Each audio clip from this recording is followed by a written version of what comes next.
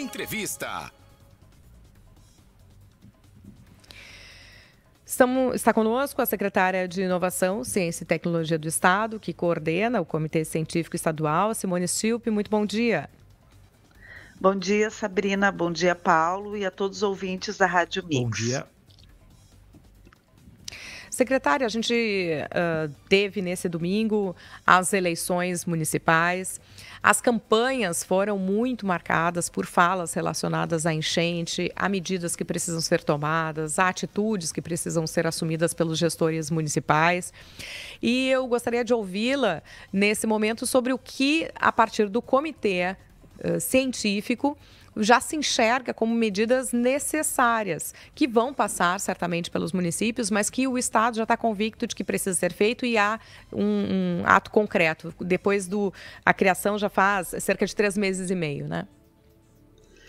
Perfeito. Nós precisamos, né, Sabrina, ter um olhar de um plano de reconstrução do estado do Rio Grande do Sul, porque, como você falou, não há região do nosso estado que não tenha sido tocada e, portanto, este assunto está na pauta das cidades, das regiões, do estado como um todo, né?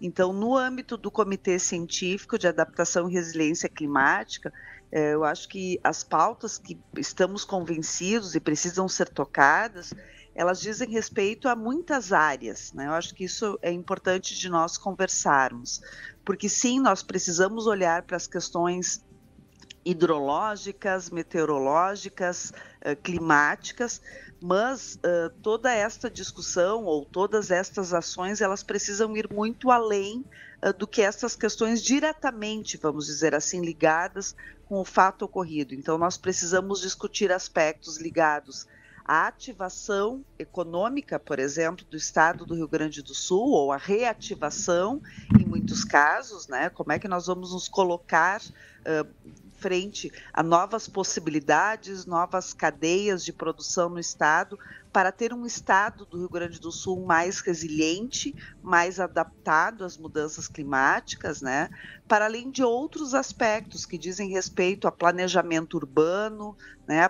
Planejamento dos territórios, as moradias das pessoas. Então, nós costumamos discutir junto ao Comitê Científico que, na verdade, nós estamos à frente, né, de um desafio que ele é multiárea, ele é multicontexto, não é somente um ponto que precisa ser discutido e levado adiante. E talvez esta seja a grande complexidade, né, de nós termos diversas questões, diversos pontos que foram nos colocando à prova, né, especialmente a partir de maio, mas nós já tínhamos alguns sinais de que isso poderia acontecer e, portanto, este comitê, ele tem também na sua comissão, na sua composição, melhor dizendo, diferentes pessoas de diferentes áreas que trazem estas suas expertises, né, estes seus conhecimentos para essa discussão. Secretária, o comitê, até para a gente sintonizar melhor o ouvinte, o papel do comitê é justamente discutir ideias, trazer soluções, mas na questão prática e efetiva, já tem saído do papel algumas dessas ideias? Perfeito, acho que é importante a gente trazer um pouco, né, como você disse, qual é o papel deste comitê e como ele funciona, né, para que não fique só, obviamente, né, na nossa imaginação de como pode se dar esta atuação. Então, acho que a primeira coisa importante de ser colocado é que ele tem um papel consultivo e propositivo, né? Então, ele recebe projetos e propostas e avalia estes projetos e estas propostas, no sentido de verificar se elas estão adequadas às melhores práticas, né? Nas diferentes áreas que esses projetos tocam, né? Então, vou citar aqui um exemplo. Serão necessárias, ou será necessária a aquisição de novos radares para o estado do Rio Grande do Sul. Qual o radar, ou qual o tipo de radar mais adequado para as condições que o estado do Rio Grande do Sul apresenta, em termos de existência de tempo severo ou existência de regiões com serra, regiões planas, né? Então, o comitê vai, por meio dos seus especialistas, dar pareceres sobre estas propostas que chegam de aquisições, por exemplo, neste caso que eu estou citando de radares. Então, este é um exemplo característico do seu caráter consultivo. Então, a partir de uma provocação, que normalmente chega por meio do Conselho Gestor do Plano Rio Grande, né, que encaminha estes projetos estratégicos para avaliação do Comitê Científico, ele se posiciona sobre as melhores metodologias, né, as melhores possibilidades dentro daquele contexto que está sendo apresentado, né? E dentro de uma ótica propositiva, nós realizamos também interações com a sociedade, por meio de rodas de conversa, por exemplo, discutindo temas que estão ligados com o momento que o Estado do Rio Grande do Sul vem passando. Bom, então, em relação a projetos práticos, né, ou exemplos práticos que o Comitê Científico já se debruçou, acabei de citar a questão dos radares, foi um exemplo, né, de um projeto que passou por avaliação do Comitê Científico, para além de outros projetos que tocam questões ligadas a sistemas de proteção contra cheias, né, contra enchentes de cidades. Então, o sistema de proteção do Arroio Feijó, aqui de Porto Alegre, Alvorada, já passou pelo Comitê Científico. Um projeto que toca as questões da cidade de Eldorado do Sul também já passou, dentre outros tantos. Secretária de Inovação, Ciência e Tecnologia do Estado, Simone Stilp, está conosco aqui, falando como coordenadora do Comitê Científico de Adaptação e Resiliência Climática. A senhora mencionou aí a questão de um diálogo também com a sociedade, com a construção do que tem nessa etapa propositiva. Agora, grande parte dos municípios do Rio Grande do Sul já tem um prefeito ou prefeita eleitos para os próximos 4 anos. Há perspectiva de diálogo também com esses gestores municipais por parte do comitê? Com certeza, nós já estamos nos organizando, porque aí isso acaba tocando uma outra estratégia que a própria Secretaria de Inovação, Ciência e Tecnologia já vinha realizando antes mesmo deste evento de maio deste ano, que é um programa que nós chamamos de Rotas da Inovação, que a gente percorre todo o estado do Rio Grande do Sul, porque sim, estamos localizados, né, enquanto secretaria, enquanto comitê científico na região metropolitana, mas nós precisamos olhar para todo o território do estado do Rio Grande do Sul.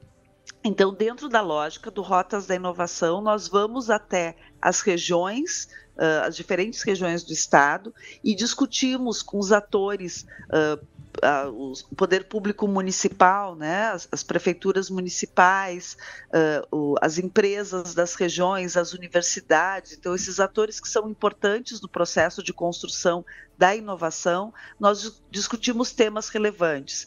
E a partir do próximo ano, nós vamos juntar a essa discussão do Rotas da Inovação também o Comitê Científico de Adaptação e Resiliência Climática, para que ele possa estar mais próximo, né, mais junto de todas as regiões, tanto para entender os desafios, como discutir oportunidades.